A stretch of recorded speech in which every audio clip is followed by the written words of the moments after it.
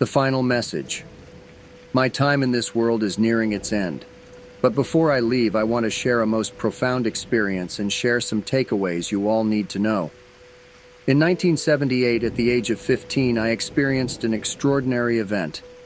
At this time, terms such as out-of-body, near-death experience, and astral projection were either not around yet or at least terms I had never heard of. In fact, I was completely unaware that anyone else had ever had such an experience. To recount this event for you, I will document it from my view. Late one night, while my family and I were sleeping, I woke up to the sound of the stereo in our bedroom still playing.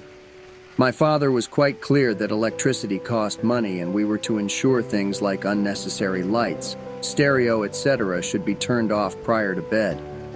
At this moment, I knew I needed to get up and turn it off.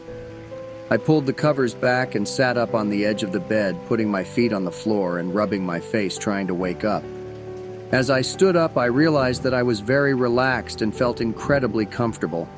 In fact, I don't believe I've ever felt that comfortable.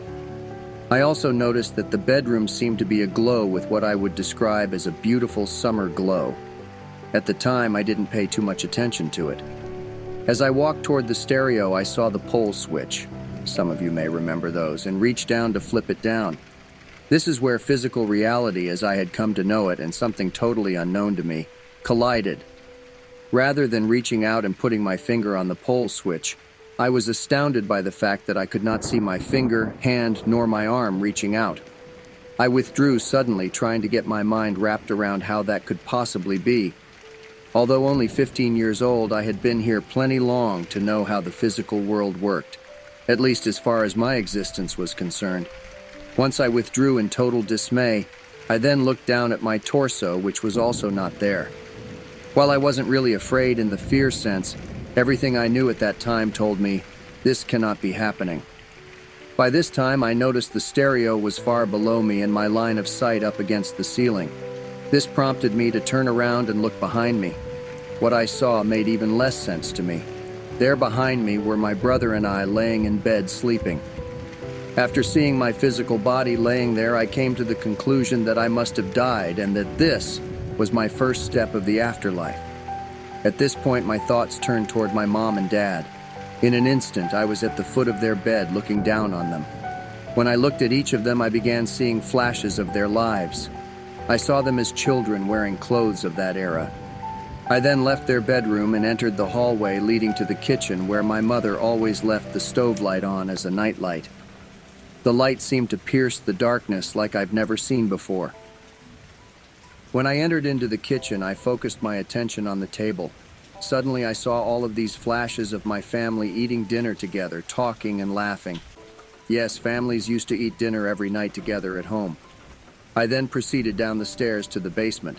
As I looked upon my dad's workbench, I saw him and I spending time together working on things on that bench. After spending some time down there, I started heading back to my bedroom. What I was about to experience would haunt me with puzzling question for decades.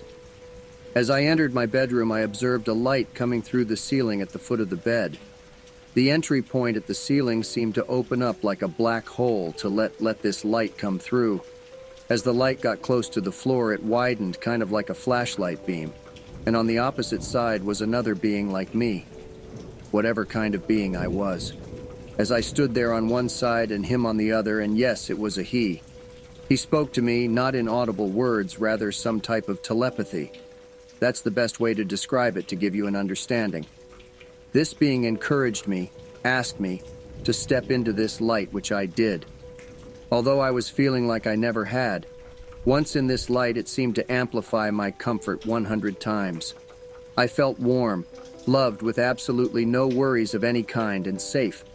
I wanted to stay there forever. Once in this light, I was curious where it was coming from, so I looked up into it. The first thing that astounded me is that not only was the source from a vast distance, but the fact I could see and focus that far away. At the opposite end, I saw something, a brilliant radiating white light. Not like any kind of white light we've ever seen. I instantly took that to be God. This other being that was there with me seemed to be able to feel what I was feeling. He knew that I desperately wanted to go, and he said to me, "It is your decision to go, but know this, you will not come back." Hearing those words made me think of my mother, of how devastated she would be to find her 15 years old son lifeless the next morning. And I knew what that would do to her. As much as I wanted to go, I could not. So I backed out of the light, and he then said, "It's okay, there is not wrong or right decision here. It's only up to you and you'll get another chance." He obviously felt my apprehension. The next thing I knew, I woke up the next morning and started crying. I woke up my older brother and he immediately asked me why I was crying. I told him what happened to me and he said, "Go tell Dad." I jumped out of bed and went to the kitchen where my father was drinking coffee and reading the newspaper as he often did. He too asked me why I was crying and I told him the whole story. He then hugged me and told me it was just a dream. I think it was at that moment that I realized that in spite of this most profound experience, I will never be able to prove it or allow someone else to see what I saw. My conclusions. After struggling to understand why me for some 30 years, I finally reached a point that I needed to approach this from a different angle. At the age of 45, I finally got what I think is closure for me. Rather than struggling to answer the question, why me, my approach became more of a police investigation. So I went back into my memory and put up yellow police tape and started to look for things like clues, asking different questions like, what does this show me? What did I learn from it? And here are my takeaways. 1. We are human second, not first. 2. We are conscious energy first, having a physical experience as a human being. 3. There is no death, only life. 4.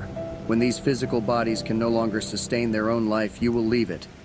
When you lay in bed tonight, close your eyes and say to yourself, me, myself, and I, and contemplate who and what you are referring to. I think then you'll begin to realize that which you are referring to is not your physical self, but your self-awareness. I will see you all in the afterlife. About this story was shared by Unknown, who is only referenced by the alias No Death Only Life. We believe since sharing this story has passed. Wherever you are, thank you for sharing, brother.